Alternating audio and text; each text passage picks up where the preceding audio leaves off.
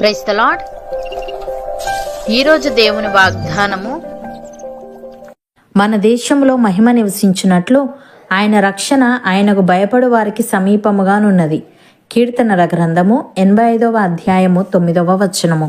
సహోదరి సహోదరులారా, ఈ వచనం దేవుని కృపకు మరియు ఆయనపై మనకు ఉండే భయభక్తులకు మధ్య ఉన్న సంబంధాన్ని తెలియజేస్తుంది. ఈ వచనాన్ని మనం ఒక వంతెనలాగా అనుకుంటే, ఒకవైపు మనుషుల భయభక్తులు, మరోవైపు దేవుని రక్షణ ఉంటాయి. ఈ రెండు కలిసినప్పుడు ఆ దేశంలో లేదా ఆ హృదయంలో దేవుని మహిమ నిలబడుతుంది. మనం దేవునికి భయపడి ఆయన మార్గంలో నడిచి నీతిగా జీవించినప్పుడు ఆయన రక్షణ మనకు ఒక కవచంలా ఉంటుంది. మన ప్రవర్తన బాగున్నప్పుడు మన ఇంట్లో దేవుని మహిమ అంటే దేవుని సమాధానం ఉంటుంది. కుటుంబ సభ్యులు దేవుని యందు భయభక్తులు కలిగి ఉన్నప్పుడు ఆ కుటుంబం విచ్ఛిన్నం కాకుండా దేవుని రక్షణ ఉంటుంది. దేశ ప్రజలు లేదా నాయకులు దేవుని నియమాలను గౌరవించినప్పుడు ఆ దేశంలో అశాంతి తగ్గి అభివృద్ధి మరియు దైవిక ఆశీర్వాదాలు నివసిస్తాయి. దేవుని రక్షణ అనేది ఎక్కడో దూరంగా లేదు, అది ఆయనను గౌరవించే వారికి సమీపముగా ఉంది. మనం ఆయనకు లోబడి జీవించినప్పుడు మన ద్వారా మన దేశానికి, సమాజానికి మేలు జరుగుతుంది. ఉదాహరణకు, ఒక నగరంలో ఫైర్ స్టేషన్ ఉన్నప్పటికీ దానికి ఫోన్ చేసి పిలిచినప్పుడు లేదా ఆ నియమాలను పాటించినప్పుడే సహాయం అందుతుంది. అలాగే దేవుని రక్షణ మనకు అందుబాటులోనే ఉన్న దేవుని భయం అనే కనెక్షన్ ద్వారానే మనం దానిని పొందగలం. పాత నిబంధన కాలంలో దేవుని మహిమ మందిరంలో నివసించేది. అది అక్కడ ఉన్నంత కాలం ఆ దేశానికి తిరుగులేదు. ఇజ్రాయేలీలు దేవుని మార్గంలో నడిచినంత కాలం శత్రువుల నుండి వారికి రక్షణ ఉండేది. దేశంలో పంటలు సమృద్ధిగా పండేవి, శాంతి ఉండేది. భక్తుడు ఈ విధంగా అంటున్నాడు: ఇజ్రాయేలీలారా, దేవునికి భయపడువారలారా వినుడి. ఇజ్రాయేలను ఈ ప్రజల దేవుడు మన పితరులను ఏర్పరచుకొని వారు ఐగుప్తు దేశమందు పరదేశులై ఉన్నప్పుడు ఆ ప్రజలను హెచ్చించి తన భుజబలము చేత వారిని అక్కడ నుండి తీసుకొని వచ్చి ఇంచుమించు 40 ఏండ్ల మట్టుకు అరణ్యములో వారి చేష్టలను సహించెను. మరియు కనాను దేశంలో 7 జాతుల వారిని నాశనము చేసి వారి దేశములను వీరికి స్వాస్థ్యముగా పంచి ఇచ్చెను. ఇంచుమించు 450 సంవత్సరములు ఇట్లు జరిగెను. అటు తర్వాత ప్రవక్త అయిన సమూయేలు వరకు ఆయన వారికి న్యాయాధిపతులను దయచేసెను. ఆ తర్వాత వారు రాజు కావాలనని కోరగా దేవుడు బెన్యామీను గోత్రీయుడును కీషు కుమారుడునైన సౌలును వారికి 40 ఏండ్ల వరకు దయచేసెను.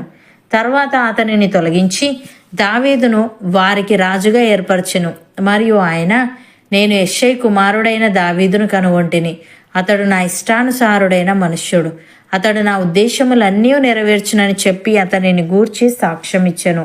అతని సంతానము నుండి దేవుడు తన వాగ్దానము చొప్పున ఇజ్రాయేలు కొరకు రక్షకుడగు యేసును పుట్టించెను.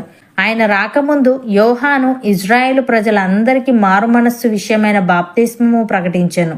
యోహాను తన పనిని నెరవేర్చుచుండగా, నేనెవడనని మీరు తలంచుచున్నారు? నేను ఆయనను కాను, ఇదిగో నా వెనుక ఒకడు వచ్చుచున్నాడు. ఆయన కాళ్ళ చెప్పులు విప్పుటకైనను నేను పాత్రుడను కానని చెప్పెను. సహోదరులారా, అబ్రహాము వంశస్థులారా, దేవునికి భయపడువారలారా, ఈ రక్షణ వాక్యము మన యుద్ధకు పంపబడి ఉన్నది. యెరూషలేములో కాపురముండు వారును వారి అధికారులను ఆయననైనను ప్రతి విశ్రాంతి దినమున చదవబడుచున్న ప్రవక్తల వచనములనైనను గ్రహింపక ఆయనకు శిక్ష విధించుట చేత ఆ వచనములను నెరవేర్చిరి. ఆయన యందు మరణమునకు తగిన హేతువేదియు కనబడకపోయినను ఆయనను చంపించవలనని వారు పిలాతును వేడుకొనిరి. వారు ఆయనను గూర్చి వ్రాయబడినవన్నీ నెరవేర్చిన తర్వాత ఆయనను మ్రాను మీద నుండి దింపి సమాధిలో పెట్టిరి. అయితే దేవుడు మృతులలో నుండి ఆయనను లేపెను. ఆయన గలిలయ నుండి యెరూషలేమునకు తనతో కూడా వచ్చిన వారికి అనేక దినములు కనబడెను. వారిప్పుడు ప్రజల ఎదుట ఆయనకు సాక్షులై ఉన్నారు అని. సహోదరి సహోదరులారా, యోహాను యేసయ్యను గూర్చి సాక్ష్యమిచ్చుచు, నా వెనుక వచ్చువాడు నాకంటే ప్రముఖుడు గనుక ఆయన నాకంటే ముందటివాడు ఆయననియు, నేను చెప్పినవాడు ఈయనే అనియు ఎలుగెత్తి చెప్పెను. ఆయన పరిపూర్ణతల నుండి మనందరము కృప వెంబడి కృపను పొందితిమి. ధర్మశాస్త్రము మోషే ద్వారా అనుగ్రహింపబడెను, కృపయు సత్యమును యేసుక్రీస్తు ద్వారా కలిగెను. ఎవడునూ ఎప్పుడైనను దేవుని చూడలేదు. తండ్రి రొమ్ముననున్న అద్వితీయ కుమారుడే ఆయనను బయలుపరచెను. అవును అన్నవారు నాతో పాటు ప్రార్థనలో ఏకీభవించండి. పరిశుద్ధుడా, ప్రేమగల తండ్రి, మా దేశంలో మహిమ నివసించినట్లు నీ రక్షణ నీకు భయపడు వారికి సమీపముగానున్నదని, మేము నీకు భయపడి నీ మార్గంలో నడిచి నీతిగా జీవించినప్పుడు నీ రక్షణ మాకు ఒక కవచంలో ఉంటుందని తెలియజేశావు. తండ్రి నీకు స్తుతులు.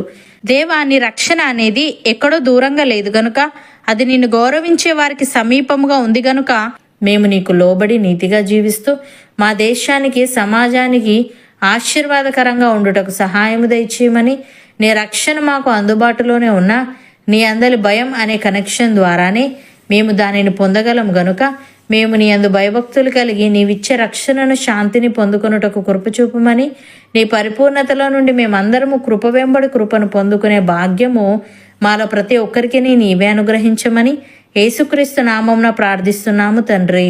ఆమెన్.